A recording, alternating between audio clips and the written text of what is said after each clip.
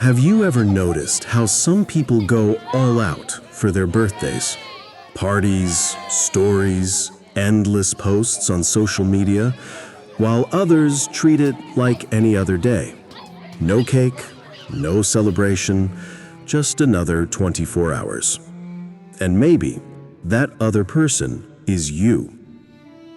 If so, you've probably wondered, why don't I care about my birthday anymore? Is it sadness, maturity, or is something deeper going on beneath the surface? Today, we'll explore the psychology behind why some people stop celebrating their birthdays, and what that actually reveals about how you see yourself, your life, and your place in the world. Stick around until the end, because this might explain more about you than you think.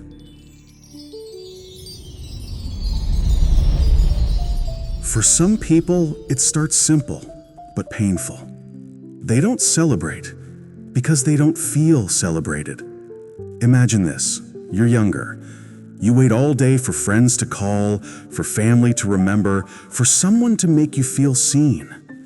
But the calls never come, the messages are late, and the people you thought would show up don't. It hurts. But what's more interesting is how the brain reacts to that kind of pain. Psychologists call it learned helplessness. It's when you've been disappointed so many times that you stop expecting good things altogether. You tell yourself, it's fine, I don't even care about birthdays. But that's not indifference. That's self-protection. Your mind decides it's easier not to care than to be reminded of the moments when nobody else did. Over time, the birthday becomes neutralized. It's no longer special, not because you're cold, but because caring has been quietly associated with disappointment.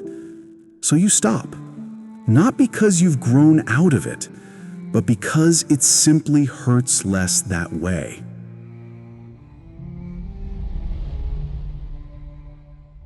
Then there's another kind of person, the one who's just busy.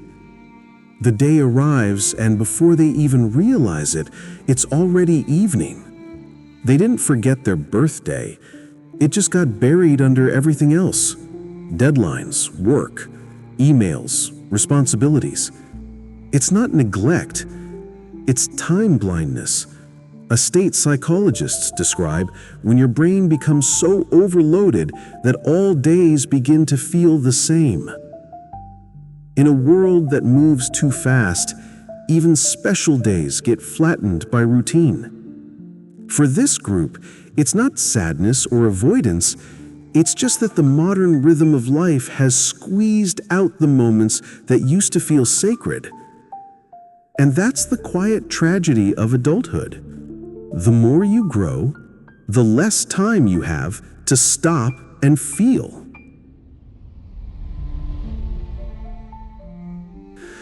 But then, there's a third kind of person. They know it's their birthday.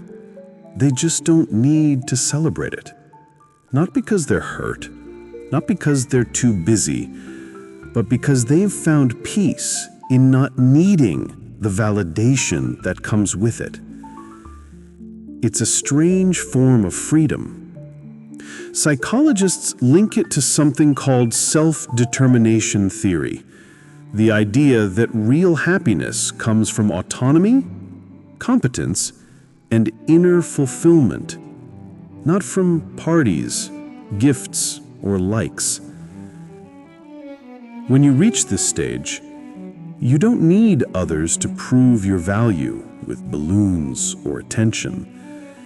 You've already built that validation inside yourself.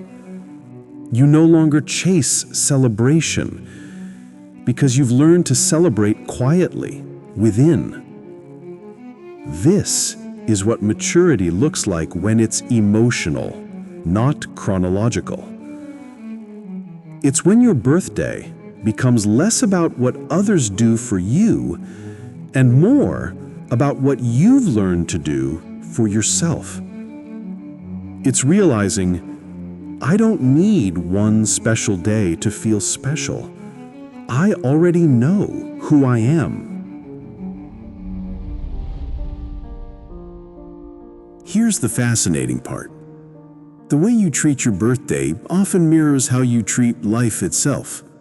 Those who no longer crave a big celebration tend to live with a kind of calm independence. They don't need applause to feel accomplished. They don't need recognition to know they matter. They've developed what psychologists call emotional autonomy, a steady sense of worth that doesn't rise and fall based on who's paying attention. They find joy in small, ordinary days. They see beauty in stillness. And for them, the absence of a celebration isn't emptiness, it's peace. Does that mean they never feel lonely? Of course not. They're human. But they've trained their mind to see every day as special, instead of waiting once a year to feel alive. Because maybe that's the real secret. When every day holds meaning, you don't need a birthday to remind you that you matter.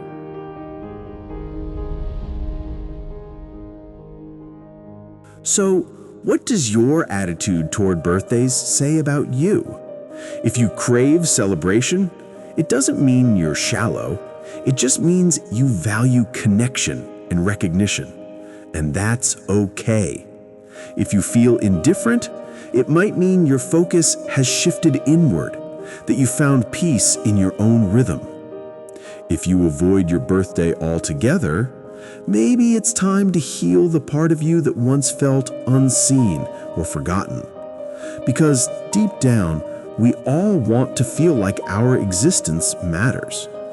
The real difference lies in where we look for that feeling, outside of us or within. So maybe this year, don't ask who will wish you happy birthday. Ask instead, how can I make this day feel meaningful to me? It doesn't need to be a party. It could be a quiet walk, a moment of reflection, a reminder that you've survived, grown, and evolved.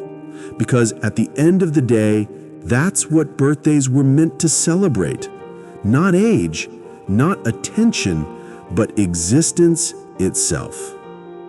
So whether you throw a huge party or treat your birthday like any other day, both reveal something about you. For some, it's about pain. For others, priorities. And for many, it's about peace. The real question is, which one are you? Do you need the celebration? Or have you already found celebration within yourself?